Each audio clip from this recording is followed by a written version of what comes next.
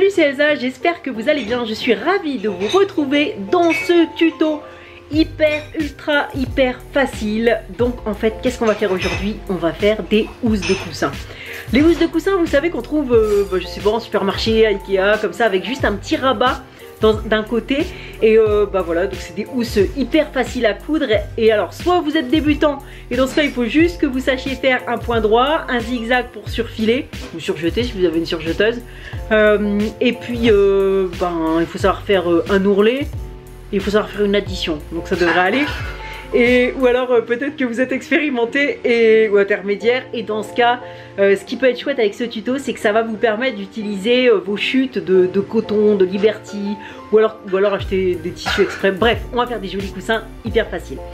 Vous avez besoin donc de tissu, d'un coussin. On va voir comment on fait pour adapter à n'importe quel coussin. Alors, première étape, vous mesurez votre coussin. Donc soit c'est un carré et vous avez le côté, vous mesurez le côté, soit c'est un rectangle et vous mesurez sa longueur et sa largeur. On mesure le côté du coussin, donc là c'est un coussin carré, de la couture à la couture, sans serrer. Donc là par exemple j'ai un coussin de 40 cm et comme il est carré, il fait 40 sur 40. Si maintenant on a un coussin rectangulaire, on va prendre sa longueur et sa largeur.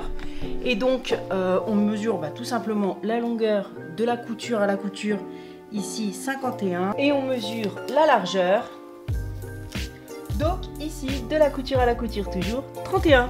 Ensuite, vous allez utiliser la formule qui s'affiche. Donc, moi ce que j'ai fait en fait, c'est que j'ai fait plusieurs tests avec de l'aisance ou pas pour voir ce qui était le mieux. Et en fait, le mieux, contrairement à la housse de Kindle, c'est qu'il n'y ait pas d'aisance, parce que comme un coussin c'est bien mou, comme ça épouse la forme de la housse.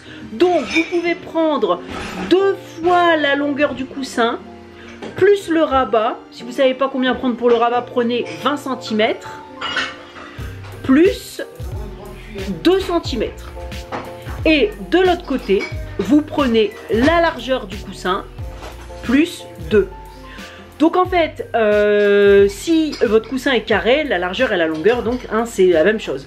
Voilà, donc un petit exemple avec mon coussin. On avait dit qu'on avait 40 sur 40.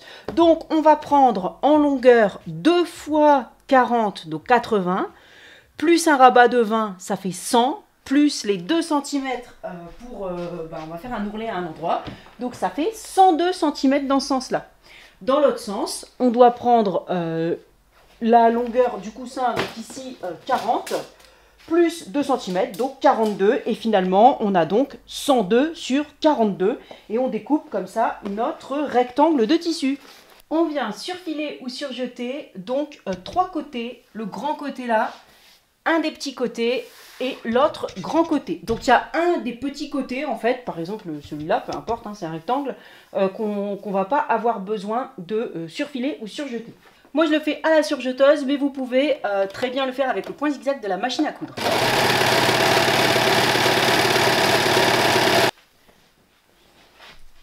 Ça nous donne donc ça. Voilà, donc comme ça on a quelque chose de propre. Il reste un côté qui n'est pas surfilé ou surjeté. On va faire un double repli de 1 cm pour faire tout simplement un ourlet. Donc là on plie une première fois comme ça sur 1 cm et on vient repasser. On plie une deuxième fois sur 1 cm, je vais le faire plus précisément après, et on vient repasser. Et ensuite, sur l'endroit, on va piquer ici.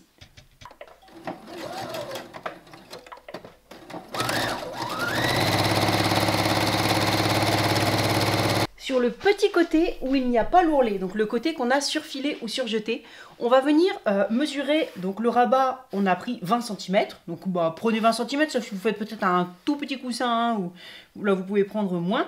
Donc là, on a 20 cm, donc je repère que c'est ici et je viens le plier. Donc ce qu'on peut faire, c'est repérer de chaque côté, ou alors, je ne vais pas m'embêter, je plie 20 cm là, je le mets bien droit et je mesure. Voilà, 20, et de l'autre côté, il y a aussi 20, c'est bon. Un petit coup de fer ici. Alors, ce qu'on va faire maintenant, c'est qu'on va venir reprendre le côté, donc ce côté-là, il y a l'ourlet, et je vais venir le plier. Alors, comment je vais faire? Pas comme ça au-dessus, mais à l'intérieur. Donc là, j'ouvre un petit peu celui-là, mais j'ai marqué au fer mon pli. Je viens prendre endroit contre endroit le côté où on a mis l'ourlet et on vient le mettre contre le pli.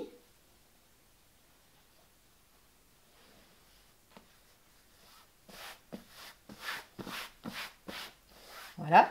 Et je rabats le côté qu'on vient de mesurer là, qui fait 20 cm, ici. On met quelques pinces ou quelques épingles pour tout faire tenir en place. Si on veut, on repasse à nouveau ce pli-là. Et on va venir piquer à 1 cm ici et ici.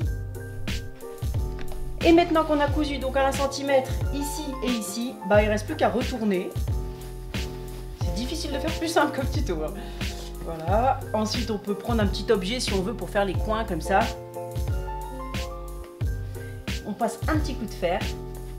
Puis regardez, vous avez une housse, comme les housses qu'on vend classiquement, là, avec un petit repli à l'intérieur. On pourrait imaginer aussi ourler cette partie-là, mais enfin on la voit pas, donc bon, tant qu'elle est surfilée. Voilà, donc un petit coup de fer et on n'a plus qu'à mettre son coussin à l'intérieur. Et après, ben, je vous explique pas, hein, je vous fais pas l'affront de vous expliquer comment on met le coussin. Il va quand même avoir plus d'allure qu'avec ce satin jaune horrible. Et donc trop pratique pour utiliser vos chutes de coton, hein. Si vous vous sentez un peu coupable d'avoir acheté trop de tissu, on refaites les coussins de la maison. Nickel, il est recouvert. Voilà, on peut pas voir même ce côté. Et puis vous avez vu le fait de ne pas mettre d'aisance, comme ça il est bien tendu. Je vous montre ce que ça fait avec un peu d'aisance. Au début je pensais qu'il fallait mettre 2 cm d'aisance, mais regardez, c'est pas très beau. Ça fait un peu comme ça des fois sur les couettes, les oreillers qui vendent, mais moi je trouve ça pas très joli, je préfère comme ça. Donc sans aisance comme ça, il est bien tendu, c'est beaucoup plus mignon.